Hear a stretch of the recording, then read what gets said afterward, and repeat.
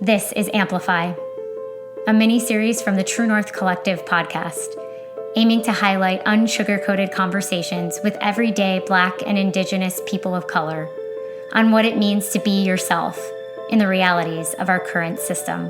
Welcome to episode 2 of Amplify. All right, welcome everybody to Amplify. This is our second episode, and I think I'm going to take a cue from Erica in the first one and just ground everyone in the fact that this is going to be a perfectly imperfect conversation. And I'm so grateful, DJ, that you have decided to share your story with us and the world and the community. You have been somebody that has, throughout my time knowing you, I think it's been almost 20 years? No, that can't be right. Like 15. You've just been a consistent heart, a really consistent and strong heart presence in my life. And so I'm grateful that you have decided to be here with us today. And I'll give you a proper introduction. But I just wanted to ground everyone that that this is going to be a perfectly imperfect conversation with about authenticity in a world that is really trying to stop particularly Black and brown folks from being able to be who they are. And we wanted to hear straight from the voices of those everyday people in our lives. So DJ, thank you for being here. It's my pleasure. Thank you. I'm really excited. Yeah. So DJ, who, as I said, we met each other a long time ago in the advertising world, crazy world. And David Jacobson goes by DJ, hence keep saying that. But he is, I'm going to say it directly as he did. He's a mix of Dave Matthews Band, Taylor Swift, and a dash of 90s rap, which is so perfect. But yes, he is a huge Dave Matthews Band lover. So I highly recommend following him and seeing all that he gets up to and following that band. But he's on a journey, like all of us, but particularly in this last year, as he and I have connected. I know it's been a real awakening within himself. So again, I'm going to read directly your words, Deej, because I think you say it way better than I could. He is biracial. He was adopted at the age of 4 into a white family, a child of divorces, and truly a fledgling spiritual seeker. And in this year so far, when I asked him, like, how do you want to be introduced? You know, I know you from advertising. What's your bio? His response was, it's a really hard question.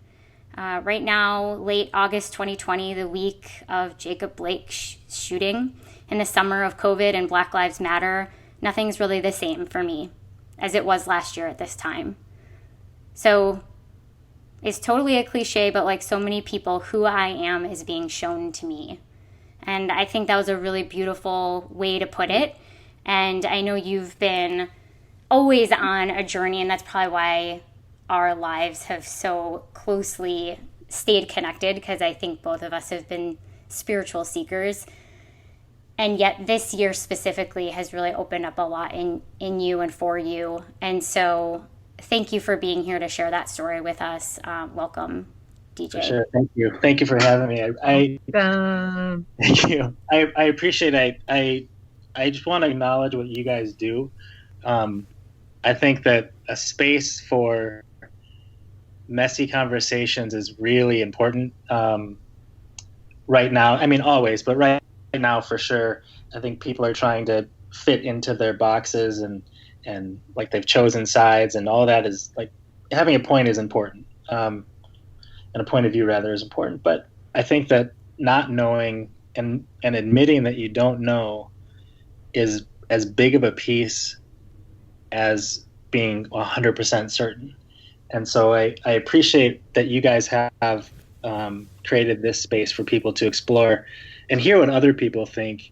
I know that the episodes I've listened to have inspired me. They've also intimidated me because you have incredible guests. But so I just want to say that up front, that I guess I honor you guys too. I don't want you to miss that.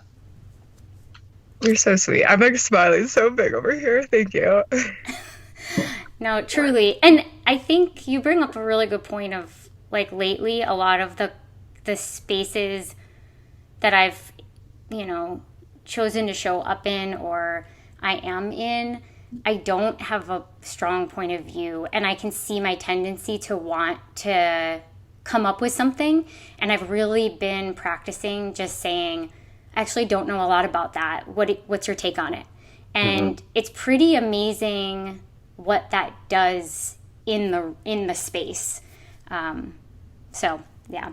Well, tell us a little bit about you. So I, yeah, you captured it all in that intro, the life story. It was actually 4 months that I was adopted, which changes things only because I don't know anything different than the life that I've had, if that makes sense. I don't have an experience with my foster families or my parents growing up. I have only the adopted family, and that has shaped me in a way that is interesting. I was born a block away from the Pontiac Silverdome in Detroit, and my mom is 100% Italian. My dad is black. He actually just passed away, but anyway, he's 100% black, and they put me up for adoption, and it took a lot for me to figure out why. I spent a long time being really angry about that. And my adopted family is wonderful. Everybody is white except for me. My parents grew up on 2 separate small town farms in Minnesota, and you can imagine, what that was like in the early 40s. My parents adopted me at 4 months. We moved to Madison, Wisconsin, it's a liberal town. It's a fairly white town. And so I saw myself as growing up as a white kid. If you see me, obviously I present black. And so it was never an issue for me. I literally never considered it growing up. And we'll get to that, but a lot has changed over the last year, of course. So when I was 4 years old, my parents got divorced. My dad remarried when I was 6. He had my little brother when I was 11, and then my little sister they adopted when I was 18, and she is also black. And so she and I have had some really interesting conversations this last 4 months, 6 months. But so I grew up really happy kid, I didn't know anything. Like, my parents kept everything bad away from me. It was great. I saw my mom struggle, and I think I could feel it more than see it. We had, the powdered milk. We didn't have a lot of extras, but I never wanted for anything. She's wonderful. And then I went to the University of Minnesota for a year, and my best friend went to Gustavus Adolphus. It's in St. Peter, Minnesota. And I went down for a party freshman year, and I more or less stayed. It was everything I wanted. I actually think that college is not that important, but that's not for this podcast. But I think that what it did is it almost solidified myself as this white kid in a black body. I moved to Minneapolis after college and got into advertising and more or less stayed. I've been there since '93, and a small respite in Orlando, Florida. I worked for Disney for 16 months, 6 days. It was extremely hot, extremely humid, and everything you think about Florida is absolutely true. Good and bad. Good and bad. So that's kind of the personal and professional up to this year. In October of 2019, I love this story. I walked into HR where I was, and I said, "What does a leave of absence look like?" And she looked at me and she said, "Well, there's 2 ways you can do it. You can do, if it's health related, you can do that." And I said, "It's not. I just need I need some time off." And I don't know what it was that I knew when I walked in that I was going to take a trip. I had this dream of going around the world. I thought it would be amazing. A mutual friend of ours, Rachel, actually cared Buckner did it. And I've always, since hearing her story, I was like, I'm doing that. I don't know when, I don't know why, but I'm doing that.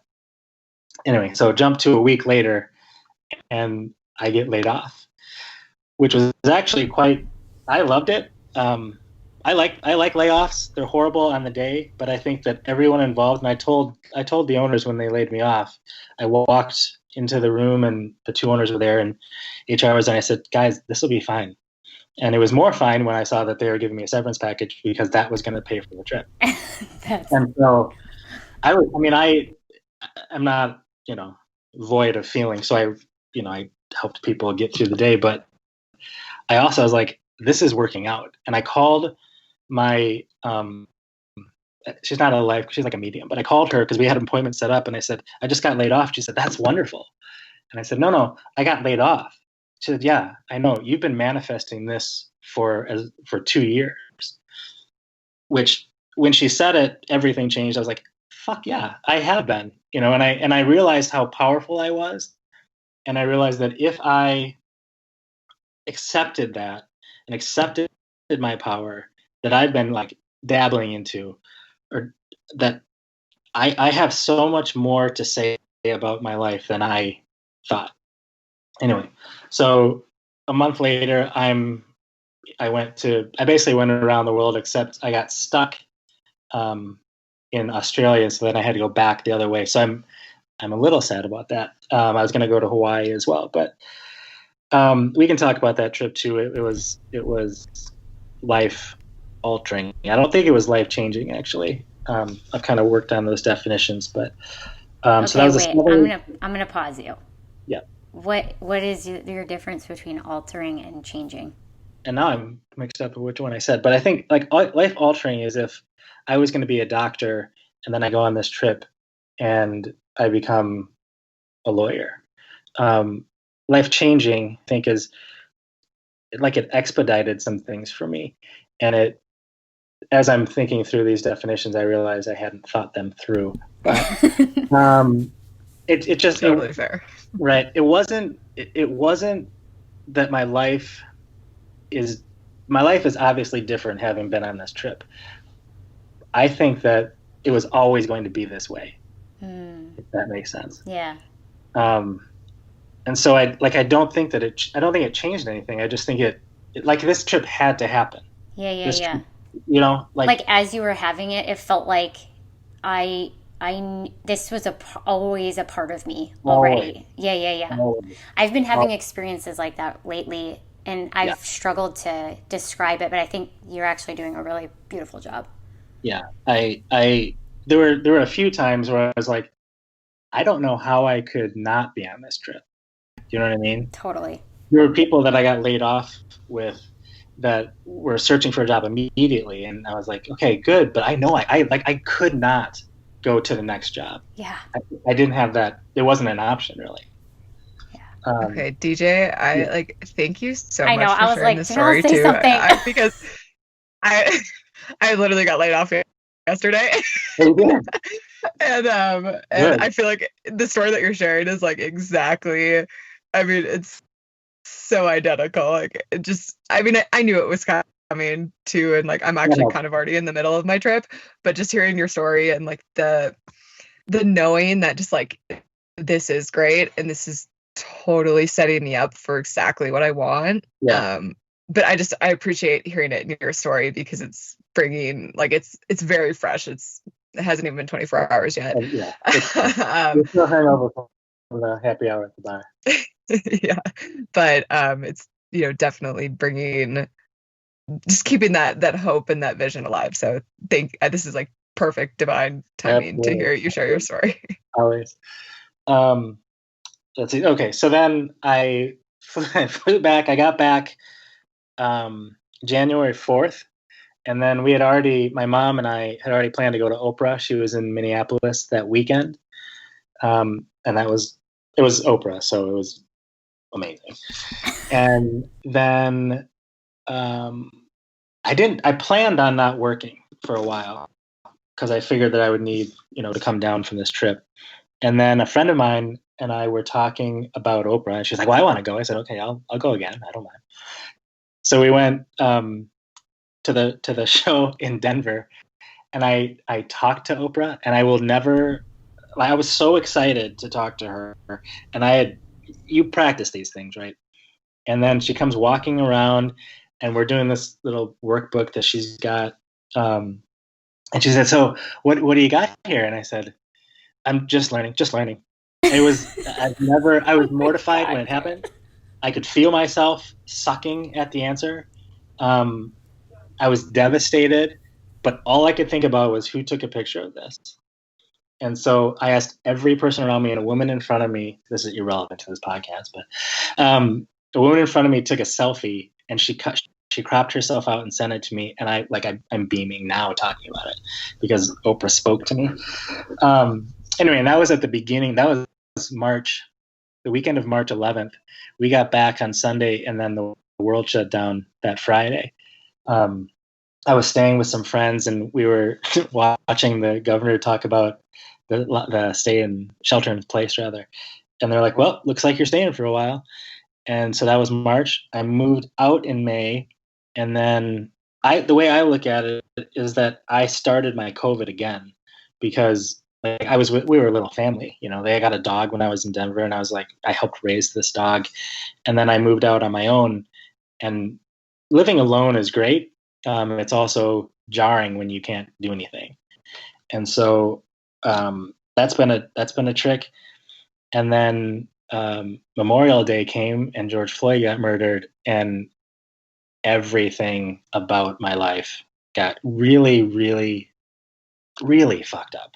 I wasn't working, and I thought this 100 times during that week. Like, I'm so happy I don't have a job right now because I could not do my job effectively and deal with this.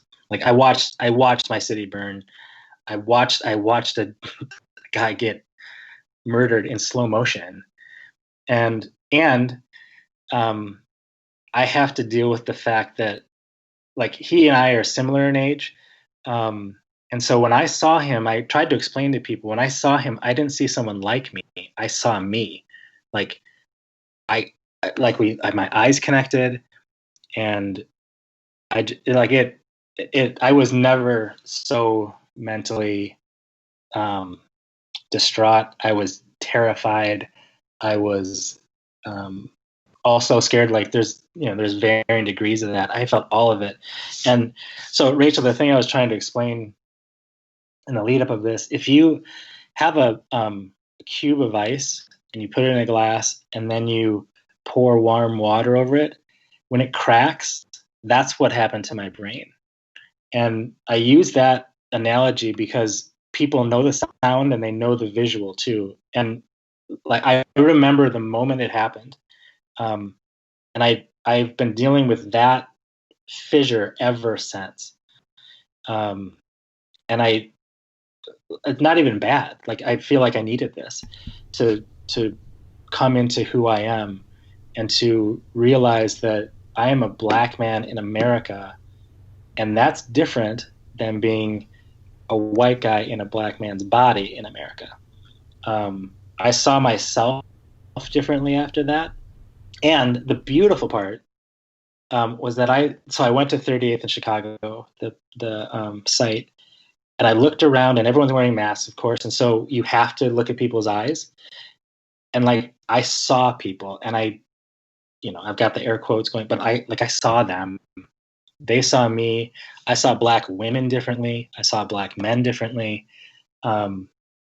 It's been a horrible summer, but it's also been a chance to be beautiful. Like, I have to remind myself that this isn't all bad.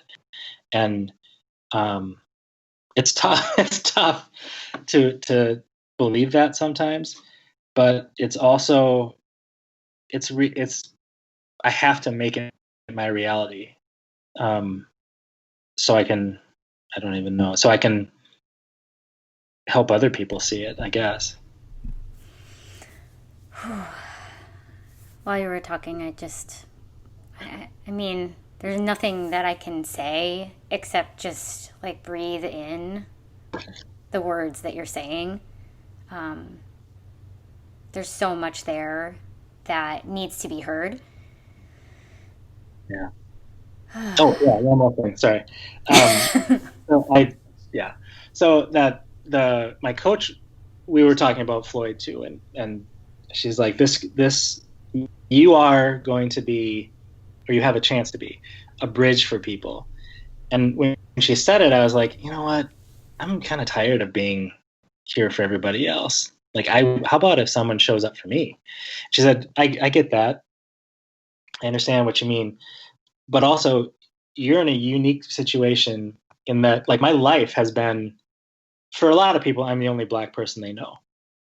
And there's no other way to say it. Like, I'm a soft in for a lot of people. Do you know what I mean? That doesn't give a lot of people a lot of credit, including myself. But it's also, I'm not coming in as what people see as a stereotype, if that makes sense. And so it's wonderful that I can show them that Black people are smart, beautiful, kind, loving, generous, all these things. But now I also have a lot more anger. Excuse me. So when I talk to people now, they also get that side of it. And it's been an interesting challenge for me to talk to longtime friends, like 35-year-long friends, about everything that's going on, because they haven't experienced anything other than like their comfortable white suburban, these are all cliches, lives that have never been upset at all. And to a point, I haven't either, but I actually have, because now I'm going back and I'm thinking about all of the things and the microaggressions, the macroaggressions that I just laughed off because it was easier.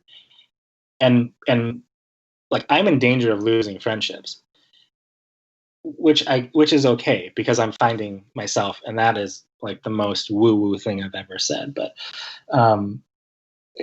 it's been a really, growth is an understatement, and acceptance is super important. It's a daily challenge. But anyway, getting back to the bridge piece, I think that what I want from this, and my intention from this, is that people can see me step into my Blackness. And when I say people, I include myself. Like, step into my Blackness and realize that every single Black person in the world, and obviously in this country, has a different experience. So don't paint us all with the same brush, and we can't paint ourselves with the same brush. I love Dave Matthews Band. Like, I love them. And I get ridiculed daily for that. But it's also who I am. So, like, I have to be more accepting of myself. I have to be more accepting of everyone that I meet, everyone that I know, everyone that I've known. Like, my parents and I would talk about George Floyd afterwards, and my mom said, she's like, I didn't realize it was this bad. And of course she wouldn't, you know? I mean, she watches MSNBC and CBS. She's not going to see a lot of the George Floyd murder on those channels up until Memorial Day. And so she feels guilty. I'm like, you did probably too good of a job of not seeing color when I grew up, because I never thought of it. Do you know what I mean? And like, that Ice Cube crack, it's like, holy fuck, I'm a Black guy. How do I deal with this? And so everyone's talking about reading and listening and reaching out to your Black friends. I'm like, I also have to do all that. And so you can ask me any question you want. I might not know the answer. And I do have the piece where I'm pissed now, because I'm realizing all the bullshit that we've had to go through, and all the bullshit that I've actually dealt with. And so I'm going to shut you down sometimes. And I'm just going to tell you to go Google it sometimes. I want to have the conversations. I can't always be that person. And I talked to my little sister about it. We have dueling posts of like, your Black friends are tired, and I bought a shirt this week and it just says tired on it. I'm like, yeah, it's exhausting to be a Black person in America. And now I'm realizing actually how exhausting it is. So there's some guilt there too. Anyway, so. Well, what I was gonna say. What'd you say? I just said I keep babbling. No, it's not. So good. It's so. I know maybe inside it feels that way, but it is very succinct, and I'm like following everything. I was just gonna say,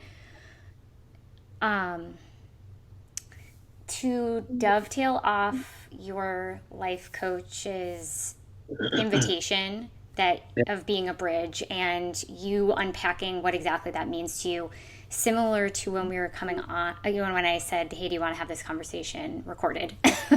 as I was like reaching out and we were talking about everything, and you're like, I'm not an expert, but like the layers that exist that are you, and the courage that you've had your whole life to, who am I? What does this mean? How does this mean for me? Who am I showing up for? Me, others. You being you, that is the bridge. That's it.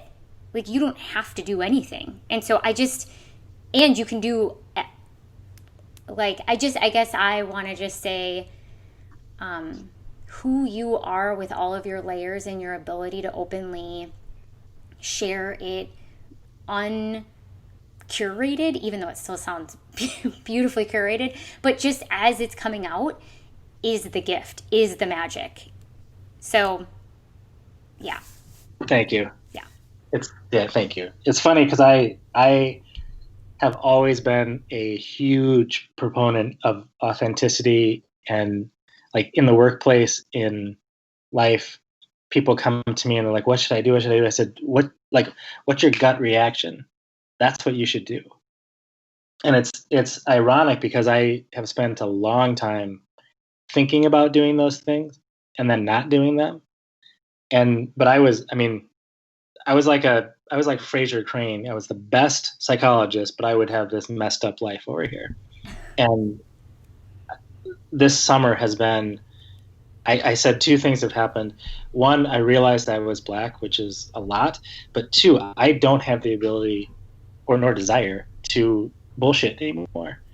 And it is super interesting to come to, 30-year relationships where I've played a certain role for them in their eyes.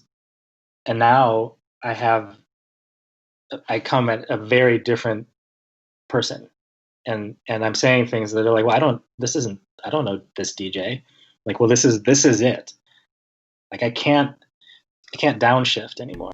And it's a problem, to be honest, because they don't have the skills and the history. Like, this is not a dig on my friends. Like, they don't have the experience dealing with it or me this way. So they're a little wobbly.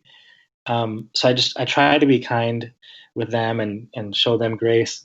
It gets a little frustrating because I can't explain to them what it's like in my brain other than that Ice Cube thing. Like, I do think that rocks, but like, everyone's dealing with this, right? You all are experiencing George Floyd in this summer through your lens, and everyone's kind of figuring out what this is going to be. But it's how do I say it? We have to consider that everyone else is going through it too, and it's a delicate line of self-care and compassion for other people. And it's hard to be selfish. My life has been kind of a background player, meaning that I was a server, so like on the background of your dinner. I'm a project manager, so I'm in the background of the project. Like, I don't have that freedom anymore. Like, I have to be the lead character of this play, and it's awkward for me.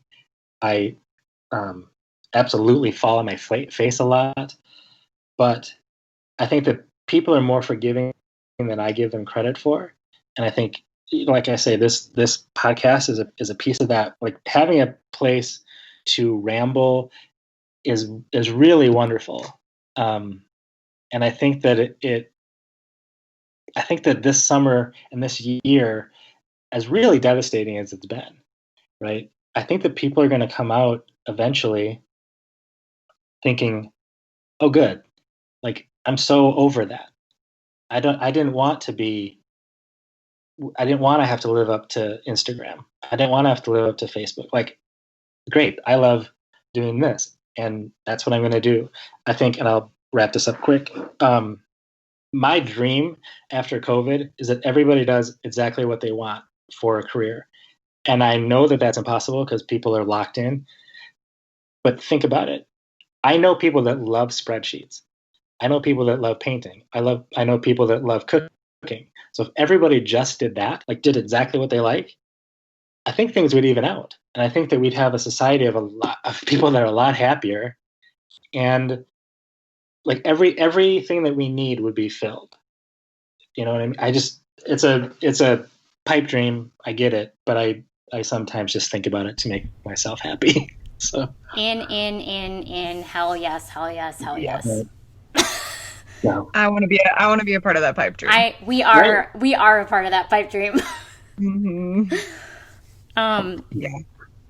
I was gonna ask. This is me. You might not have the answer to this question, but yeah. I'm just gonna ask it anyways. If you grew up like in the feeling that you were not a white boy in a black body and you were a black boy, how do you think it would have been different? Or how do you think you would have shown up differently? I think that's a good question. I think that I would have been a little or a lot maybe, but I would have been more guarded. And that's saying a lot because I'm pretty guarded anyway. But I think that I would have been guarded with my joy. One of the things that I've kind of not studied, but I've noticed over this past couple months is a lot of Black people and people of color are like, thanks for appreciating our pain, but also there's a lot of joy here, and let us have that too, celebrate that too. And so I think what I had growing up was this idea that I just didn't think that I didn't see that I was Black.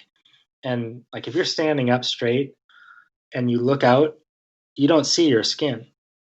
You know what I mean? Unless you have unless you're reaching forward. But I never saw myself as Black. I know that people did. But so what I think would have been different if it had clicked with me that I was this Black boy is that I might have protected different things, or I might have not. Honestly, I don't know if I would have been as open, which isn't fair because I know there's gurus all over the place that are Black and brown, and they're super compassionate and generous and open. But I think I just got really good at not rocking the boat and kind of becoming a chameleon to whatever my surroundings were. And I think that if I had, sounds funny, if I had known that I was Black, I think that would have eliminated that possibility for me. And so I would have, like, I've started to look for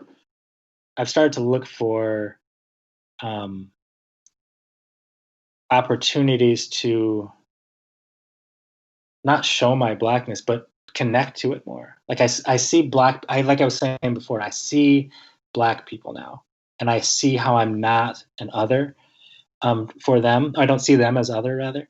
I know most of my life has been spent feeling inside something that I was other, meaning I was adopted, so I wasn't part of this family. I mean, obviously, I cellularly knew I was half Black, so I was not white in Madison, if that, you know what I mean. And so I think if I had known that I was Black growing up, or acknowledged it, I guess, that I might have felt more grounded, if anything. I mean, I gave you both answers because like there's a lot of duality in my life that I'm realizing. Yeah, and I'm sure the part of the reason I asked the question was because I had cancer when I was 14, you know that. And there was a long time where I thought the person that I was like, I was having a conversation with one of my life coaches, and I was saying, like, because I was sick, because da da da da da. And then she was like, would you have been that way whether you were sick or not? And then I was like, oh, shit. Right. Yeah. Yeah. Yeah. Were you that, and this is just happens to be the body it happened in? Right. Or is it because of your body that you become that? That's a really good way to look at it. Yeah. And like at a certain point, it almost like diffused the wasted energy I was having on trying to pinpoint why something was happening. And so then I could just embrace who I was, and it was just like, fuck it. But yeah. Yeah, I'm just curious. I've been going through in 2020, and it's definitely not the same, but there's similarities of just like seeing my identity in a completely different way. And I'm curious how you have been, like, I guess, what actions or how you've been exploring this new, but yeah, maybe old version of you that you just hadn't addressed before. What does that process look like, getting to know your new self? Right.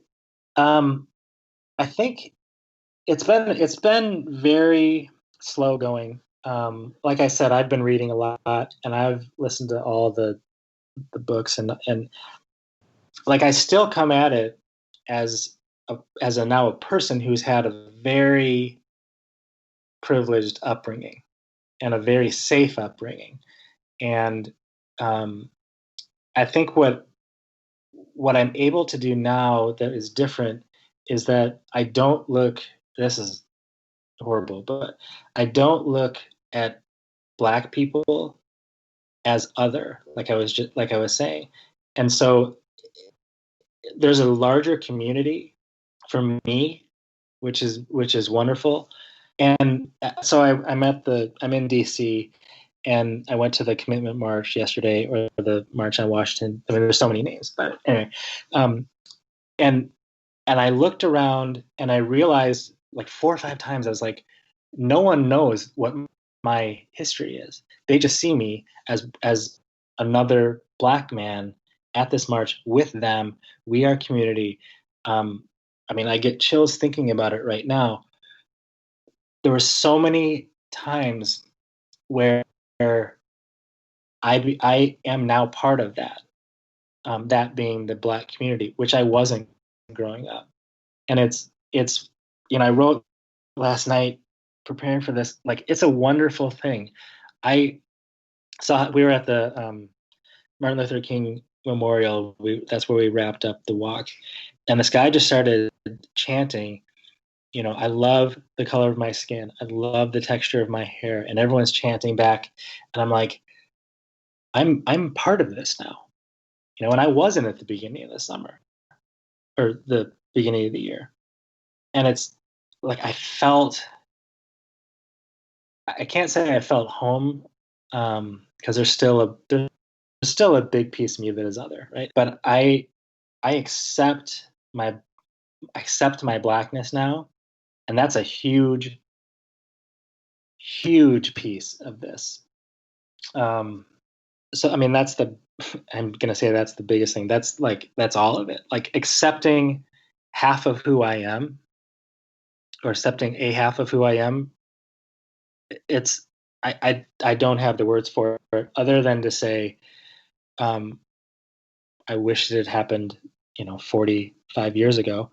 I think that tangible things that have happened, to answer your question, like, I have now looked at books that I read or were supposed to read in college. I'm like, okay, that's going to land differently now. James Baldwin will land differently for me than it would have when I was a 20-year-old brat, right? So, like, I'm looking at Black culture differently. I'm looking at Black culture as a part of Black culture. That's the answer. A little bit roundabout. That's really cool. Yeah. Thank you for sharing it. everyone who listens to the podcast knows that I'm pretty into the anger therapist. But he talks a lot about accepting your story and how it sounds like for you, this is finally you accepting like a large part of your story that maybe you hadn't previously. And hopefully I'm not putting words in your mouth. No, not at all. And it's funny because it's not all great. There's also a lot of anger there. There's also a lot of pain there. Yeah. And so, I'm trying to dance with that too. Like how joyful can I be when you turn on the TV and everything that's happening is like you see people getting shot and but it's almost like it's somehow I think that accepting my Blackness, and I want to remind me to talk about the Devin Way too, if you could, but accepting it and realizing that I am not immune from it, which I think growing up I was like, oh, that could happen over there. It makes me, in a really simple way, it makes me want to be better.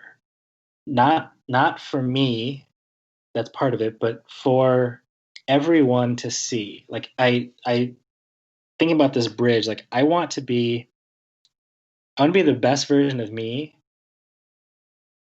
so that you can see it, and so that Black kids can see it, and so women can see it, and so so white people that might have a different impression of Black people can see it. Ultimately, though, all of those are great, but what this summer has done is now I want to be a better version for me, literally for me. And like that's super cliche in it, but it's important. Like I have to do this for me. I'm making choices for me now. I'm right now, or I just finished the book Braving the Wilderness, listening to it by Brene Brown, and it's have you read or heard it? Yeah. Oh my gosh, and the belonging piece, and the what I'm hearing and what I'm seeing is your ability to identify and like see and be open to Black communities in a new way is allowing you to belong to yourself. Is that true? Yeah, that's a perfect way to say it. It's a perfect way to say it. Yeah, and it's a big piece, and I it's weird because I don't feel. I was gonna say I don't feel as accepted by white America, but I still do. Like I still hold on to that piece too. Like I remember after Floyd, someone said, "Well, are you scared?" I said, "Of course I'm scared. Like I've never been more afraid." But then I thought I had been stopped by the cops, before, and I never was concerned. And like that to me was a really strange thing to realize. And then people are like, well, why weren't you afraid? I said, it never crossed my mind. Like my whiteness I led with my whiteness, I should say. And now I am terrified to be pulled over because I realize that it does not matter. Like they don't know that my birth mom is Italian. They could give a shit, right? Yeah. I am grateful I got lucky with who pulled me over, and I think obviously I do want to make this point, and this is like, I think that most cops are great. The problem is that the ones that aren't great suck hard. And so anyway, I just want to I believe in good cops, of course. But now, after this summer, there's one more Black guy who's fucking terrified. And it's not on them to solve it for me. It's up to me. But it's also not on me to solve it for them. Anyway, I got a little off track. Sorry. No, I think that's like that side of the conversation, and maybe this is sticking out to me because I've been going back and forth with someone in my life who I care about dearly, but we've been having conversations on that topic, and just being able to hear your experience. I think it's just so important for people, because I know I'm over here and I'm trying to share an experience that I don't necessarily have, but like trying to get someone to see, you know, where we can improve in a way that, I don't know, is an open dialogue and isn't like attacking the other person and their beliefs. But I know for me, I just struggle because it's like, it's not my experience, right? Like I feel passionate about trying to get people to understand, but it's hard when it's not your voice. So thank you for sharing. Yeah. And I mean, obviously I've had those conversations, and I've heard, it's tough to be a cop, and why don't they stop, and why would they run? And I heard he had this. I'm like, okay, I'll grant you all of that. I've also seen and posted, like, sorry, here's the one that gets me. The kid that shot up the South Carolina church, they bought him Burger King. So you can't look at me with a straight face and tell me that there's not an issue, because I've seen guys being pulled over, shot in their car. I've seen a guy shot in the back. Like, it's not the same. Don't tell me it's the same. And if you can admit that it's not the same, then we can start the conversation. Because I'm tired, and a lot of Black people are tired of trying to convince you that there's an issue. Like, you don't even see the issue. So how can we talk about the solution if you don't see the problem? I mean, yeah. This is obviously not where I wanted to go with this, but sorry. Yeah, I just appreciate it, because I've been struggling with that in the conversation as well, and it's for very similar reasons. I'm like, if I'm not even sure we're having the same conversation, then right. It's like not the right conversation, or the conversation that I think will move things forward. Yeah. So. Well, and there was a anyway. So. Yeah, there's a conversation that I was a part of this week called Move the Middle with Jesse Ross and Erica Jones, actually. And they specifically asked, I don't know who they invited, but I got an invite, and they asked, please bring somebody who has a different point of view than you. And they held this space for people to have different points of view and to courageously share them. And it's the first time that I was able to witness, because I didn't really say anything, which I was conflicted on, but it was a lot. Watching people be so passionate, but then in this space, for whatever reason, people were not attacking each other for different points of view. They were actually saying, I hear your point, and let me add to it. And I was like, what? And it was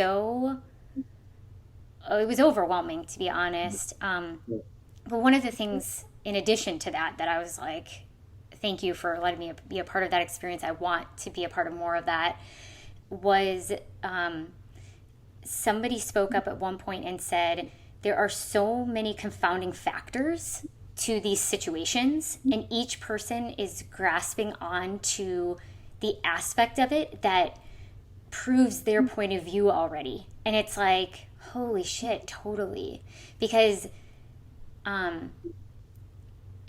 so it's like there's so many confounding things in each person, because there's so much. You can kind of pick, and it's almost like people can pick and choose what aspect they decide to rally behind or use to prove something. But yeah, I agree with you. It's absolutely asinine to me to see. It's just so clear.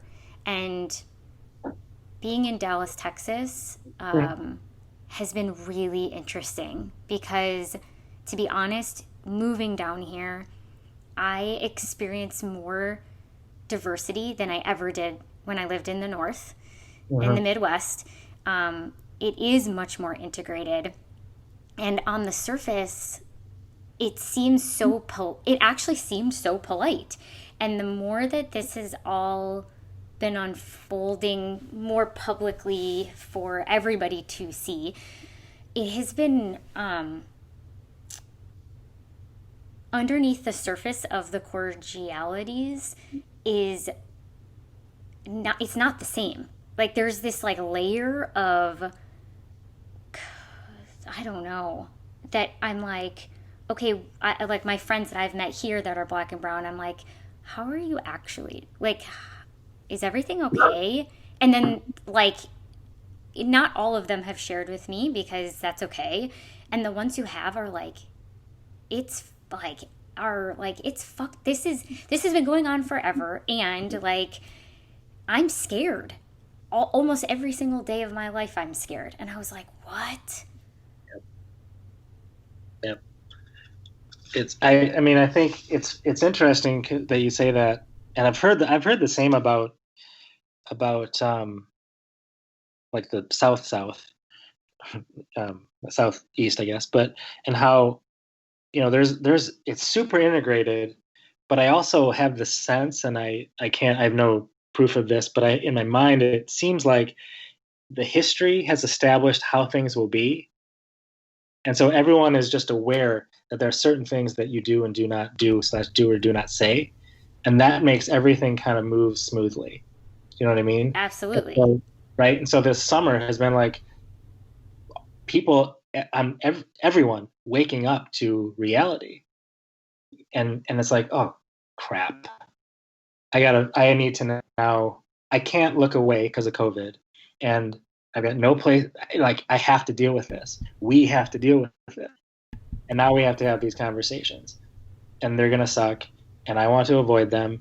And I personally want to avoid them because it's easier to just kind of let it go and like just get back to, I don't know, watching whatever. And so I can see that, Rachel. I can see how people are adjusting.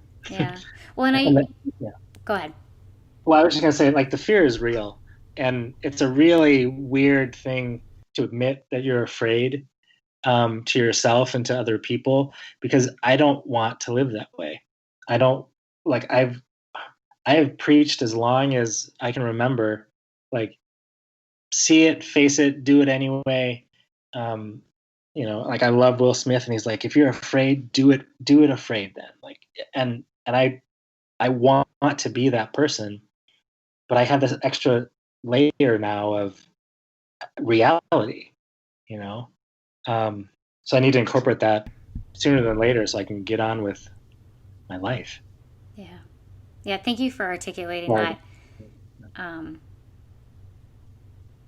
I think for me, it could be very, well, for anyone, but I'll speak from a place of because those social constructs are so like, this is how you do it. And everybody's kind of playing that on the surface. My invitation to myself is to continually empower myself to say what I can actually say, do what I can actually do in each moment, and not to, it's almost like I can't go too far along because it feels too overwhelming. But if I can take it moment by moment, day by day, I can notice where I'm disempowering myself and thinking that I can't possibly whatever, and just saying, okay, what can you do right now? And then breathing or doing whatever I need to do to actually do it. And sometimes it's literally as small, which isn't small, as genuinely asking somebody how they are, and if there's anything they need. I see you, Yeah. One thing I wanted to touch on, I think you said it, Jenell, but talking about people grasping on to the different pieces of the events, I think that two things. One, social media I actually love Instagram because I think that it gives a place for, it's a community, and it lets people burn off some of that energy. Chadwick Boseman passed away yesterday, and it's like, I'm with people as we go through this, right? So that's one thing. But I think the other side of it is that people are looking for that quote that'll get the clicks. And so I see a guy get shot 7 times, and I've got an opinion, and here's what it is, and I'm super safe behind my keyboard. Suck on it, America. This is what I think, right? I also think that we aren't as educated as we were and can be. And so it's like I don't know what else to think, and so I want to be right. I need to feel safe in my correctness. And so I will find, to your point, I'll find pieces of this incident that support my point of view. I'm right. Don't come at me telling me I'm wrong, because I just proved to you that I'm right. Do you know what I mean?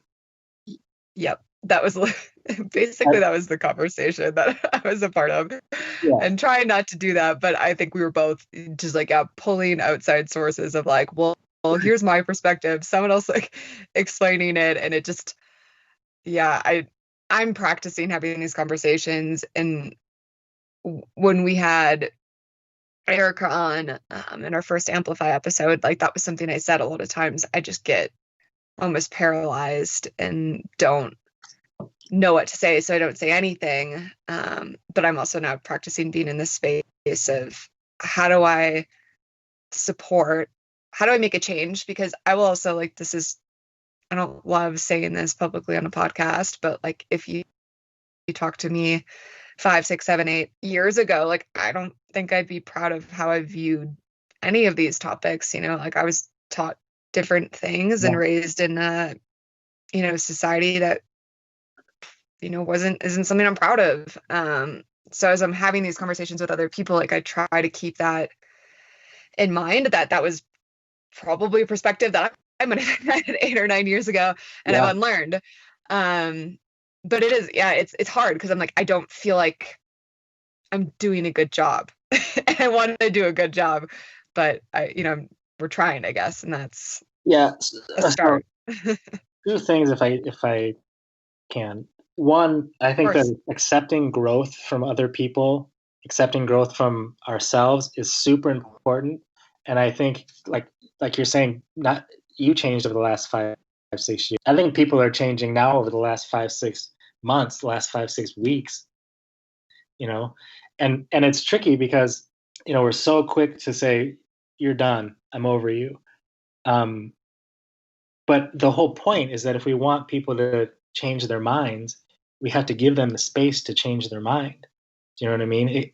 Give them the information and then go away for a while, let it sink in. I'm speaking to myself too. Let the information sink in, see how they come back to you. Do you know what I mean? So that's one thing I want to say too about your conversation.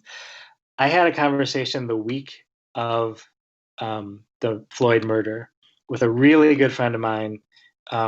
He's I would say growing up he was a staunch Republican, and now he's still a Republican. But I say that meaning that he's not far right. He's just conservative. And so he and his wife were talking to me about how I shouldn't be afraid. And they had all these stats and these figures, and white people get killed as much. And I was like, okay, everything you're saying is wonderful. And I sincerely appreciate what you're saying. These facts are not my reality. And so you believe it. Like I don't deny these facts, except for the black people actually do get killed more. But so everything you're saying is right. The problem is your facts and my life aren't the same. And like we kind of had to throw up our arms together and realize that we do live in two different, actually don't live in two different worlds. We live 2 different lives. They're in Edina, which is much safer than 38th in Chicago, Minneapolis. And it was kind of sad, but it was also like there was this almost, okay, this is where we can start. We're looking at the exact same event, literally the exact same video, and our responses are so different. And now we have to figure out how we are going to coexist with that information. And it's like we talked every week for like 6 weeks, and sometimes it was less about social issues, but like our friendship got really strong because it's been fun. That's absolutely not the word. It's been nice to get past some of the bullshit with people you have long-term relationships that are built on sports or built on food or whatever. And now, to your question, Rachel, how are you? Like, how are you doing? Like, how is your mental state? Mine is rocky. If you need to be rocky, we can be rocky together. And so I think, as shitty as this summer has been, there's a chance. I mean, we have to decide, but there's a chance that it could be really the beginning of better. I won't even say great. Like, I'd be happy with better. We just have to be willing to be honest. I just want to say that you said your facts and my life aren't the same thing. That was very powerful. It was rough. It was rough. Yeah. Like, she truly didn't, like, when I said it, we both just stopped, because I think that's a big piece of it. Like, I don't know how else to say it, but like, these are the facts and you're super safe. Okay, I'm not. It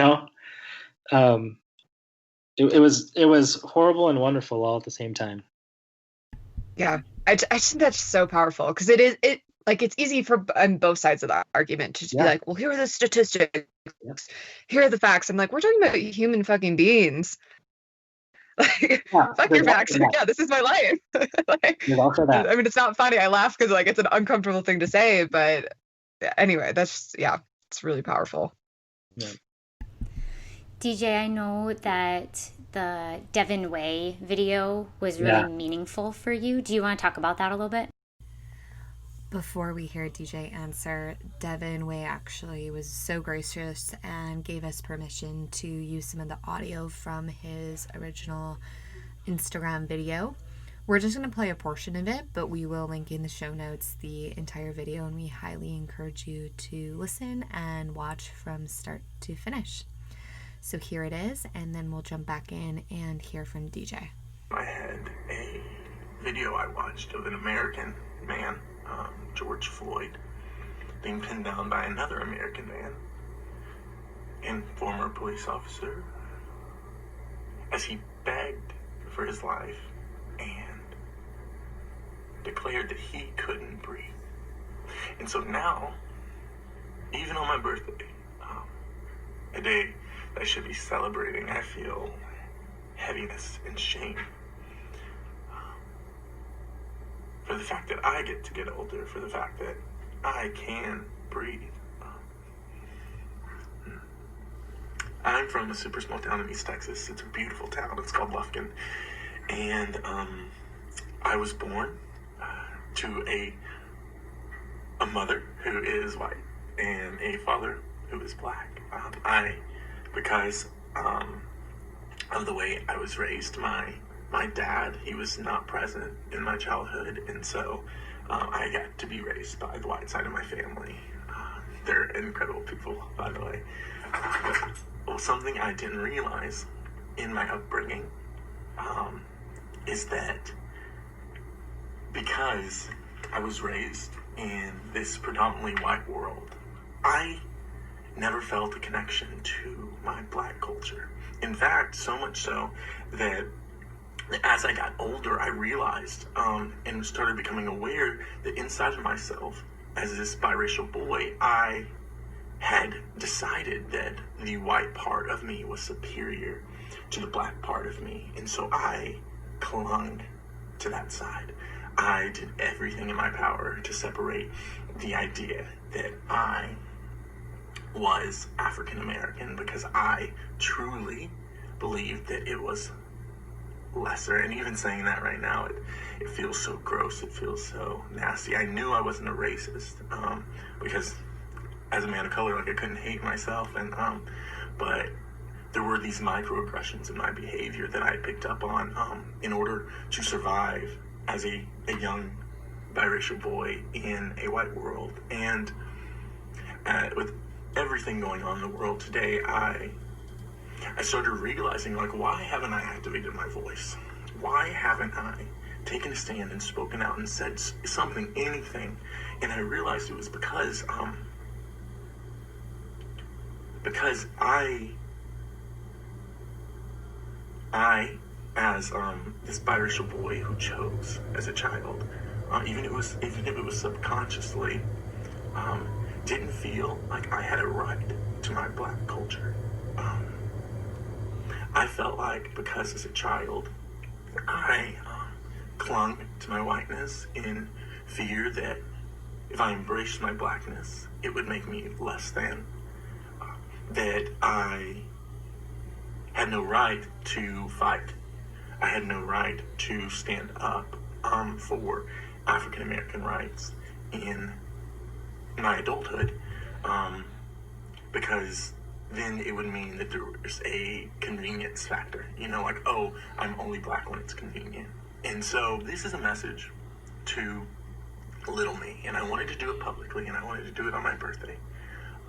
Little Devin, you little biracial, full of life boy in East Texas, you don't have to choose. Yeah, so we touched on it a little bit earlier, but so the handle is the Devin Way on Instagram, and he actually is on Grey's Anatomy, and he's part of Kinergy with Julianne Hough, who, if you're listening, Julianne, reach out. Anyway, I have a huge crush on her, but he talked about right after George Floyd, he got on and it was his birthday. And he talked about his life and how he grew up in a small town in Texas, a white mom, his dad, who was black, wasn't around, and he chose his whiteness.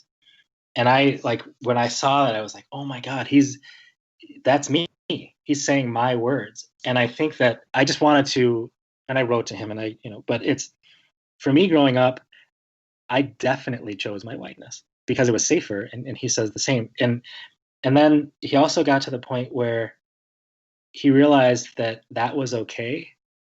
And for me, there was a lot of shame and guilt from choosing my whiteness.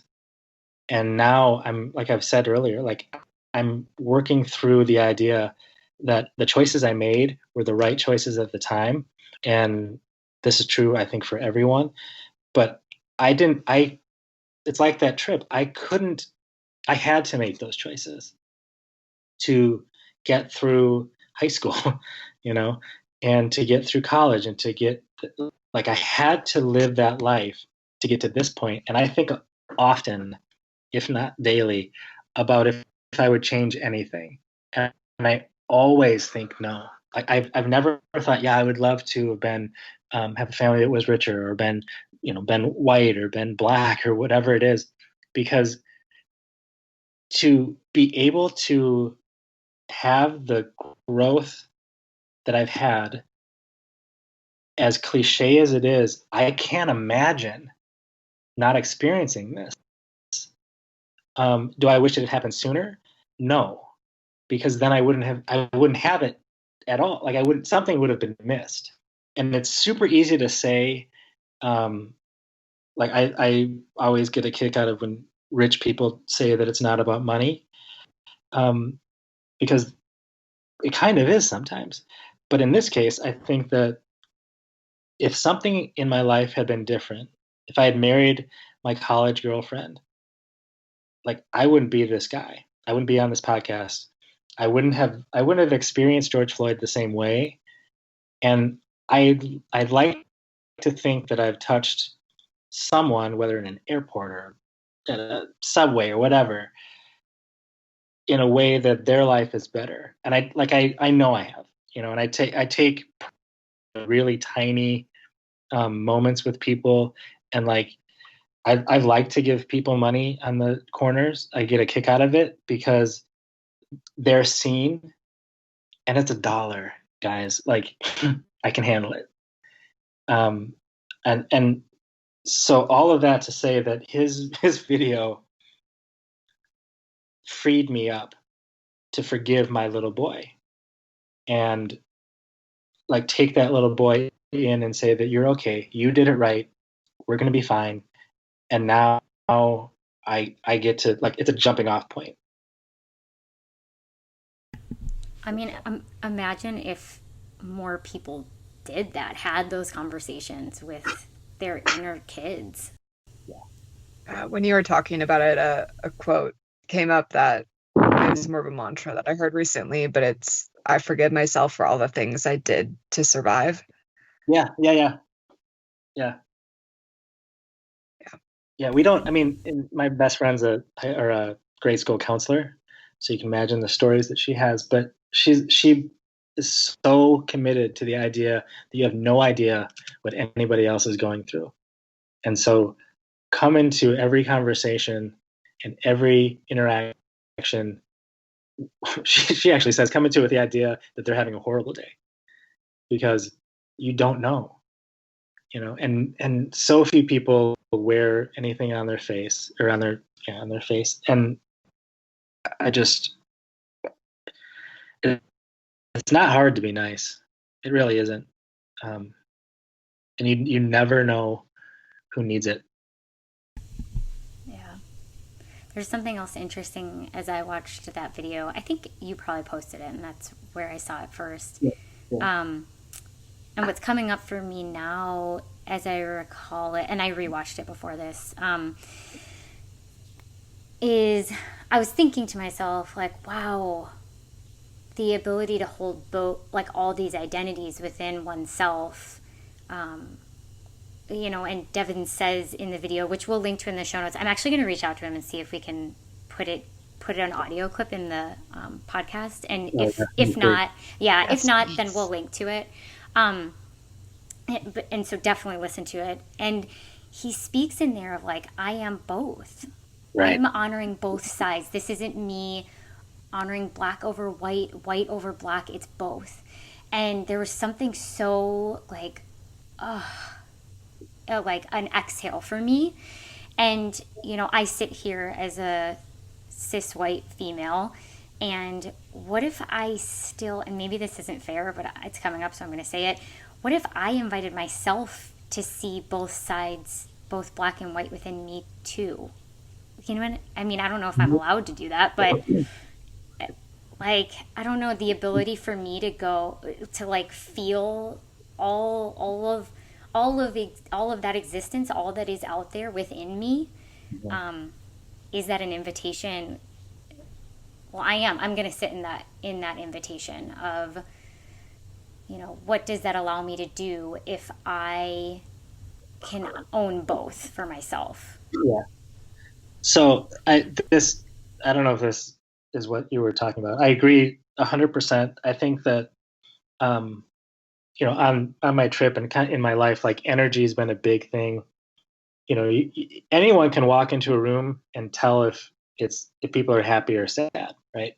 And so you get into a large group of people, and you, like, mob mentality is real, but then also people at concerts, everybody's happy, and I think that if we're willing to look past what we see and go more to what we feel, this is, like, we are all energy ultimately. And so I am you, you are me. And one of the things, like, seeing Black people more this summer, like, I feel them too, and I feel the experience. And I think that maybe what you're getting to is, like, there's a piece of you that has had the Black, quote, the Black experience in a different lifetime. And, if I believe in that, so we can go down that train if you want, but it's impossible for me to not feel what you feel if I let myself. Do you know what I mean? And so I think you being open to that can only be a good thing. I think the butterfly effect is real. I don't know how to quantify it, but I just think I do. I think we're all connected. I think everybody is trying as hard as they can. I think sometimes it's hard to see because they're trying in opposite directions, but they're still trying as hard as they can. And I get super frustrated with absolutes, and I find myself going down like, this is what it is. But what if you're wrong? You know, there's a woman on Instagram she says, I approach every situation with, what if I'm wrong? And she said it changed her life because she looks for the other side before she dives in. And I guess all of that to say, don't deny yourself. Yeah. I appreciate you putting it into like an essence, because I think I was feeling like you can't really say that, because that's not fair for you to assume that you can understand an experience that you could never have. And in essence, you know, that invitation and that curiosity for me to be able to play with that, to be a bridge myself, you know, within myself and outside of myself, both, you know, as above, so below. I love that idea, and I think that's where the intention for that came from. Let me ask it this way: so you talk about the essence, and maybe do you think that it could be like you'll explore that side of it versus the human experience of it? Because it would be more difficult for you to say, oh yeah, I've lived as a Black guy, I've lived as a biracial kid. Like, obviously not, but I think, you know, energetically and kind of metaphysically or spiritually, or however you want to say, that's easier for me to get to. Yeah. You know what I mean? Yeah, I think that's exactly right. And that goes for really, it's just kind of expanding in a lot of areas of my life too, of like, where else have I deemed myself unable to understand the perspective, or I just don't know, so I'm not going to engage. And I actually, that's like such a cop out. I'm seeing it as a cop out for myself now. Well, it reminds me, and was it season 1 or season 2, Anya, and when we had that conversation, I mean, it's sort of similar, like it's this experience that we have not gone through at all, but yet we've experienced those emotions, so we can tap into that. Like, we've experienced, maybe not in the same way, not in the same system, not with the same background, but we've experienced the emotion of being afraid. We've experienced the emotion of being fucking pissed off. Like, and no, it's not exactly the same, but we can tap into that to connect. Right. Yeah. And I think that for me, it's like, that's the entryway in, but don't stop there. I think that's what is coming up for me right now, is like, I can use that to connect and relate, but then don't then only rely on my own version of that story. Use that to connect, and then open up the dialogue and actually get to that. Use it to get to the collaboration, to the evolved dialogue, whatever it ends up being, the action piece, I guess. Yep, totally. Yeah. So I want to be honoring of time, and DJ, I want you to just explain the Coven, because that's who we're going to donate to for this episode. Yeah. So give them a little shout out. So this it's a group of women. A friend of mine at from a past life at Fallon started it. It's a workspace for women and non-binary and trans people it's a safe space, really, for them to do any work that they want to do. I am doing a horrible job of explaining this, but the website, which will do a much better job, is thecoven.com.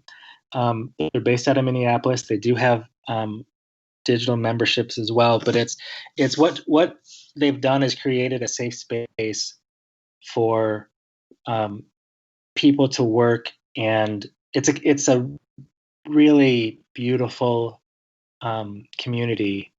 And they've during COVID, they've reached out. After Floyd, they've reached out to the community. They're wonderful. Trying to think if I can say anything else. The Coven thecoven.com. Look them up. They're spectacular, really. Yeah, and we'll put a link in the show notes. And I spoke with them, and they said specifically we can donate directly to their community-funded memberships, so that people who might not have access to funds to be able to access the space, they're accepting donations to cover those, and then people can apply to get a scholarship. So we'll be doing that, and then there will be information so any of our guests can also do, or sorry, any of our community can also do that. So yeah. So DJ, the last question we always ask everybody is, in one word, how do you live your true north? Yeah, I know, and I don't have a good answer for you yet. But I think it won't be one word. It'll be two. But I show up, and I think that it's really important that for me that I continue to do that, and I actually am going to change my answer. Forgiveness. That's how I live it. Because especially now, like I make mistakes daily, sometimes hourly. And I think that it's all part of the process, and it's all part of becoming who I am. I was going to say who I'm meant to be, but I am who I'm meant to be. I think that if I can forgive the slips, and if I can accept the kind of the messy, I think that it's like it is a beautiful life. And I'm only laughing because I feel the cliche budding in me. But I think that forgiveness and authenticity and willing to show up and just be seen, that's a lot of people are afraid to do that now. They hide behind their keyboard, or they hide behind what other people want for them. They hide behind their parents' ideas. Like, this is it.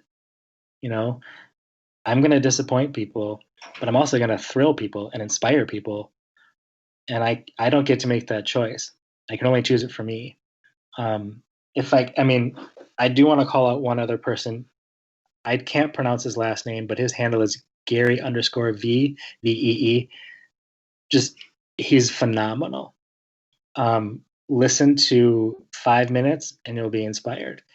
He doesn't give a shit about anybody other than he wants people to be happy. Like, I don't know how to get much better than that. It's amazing. I think it's Vanderchuck.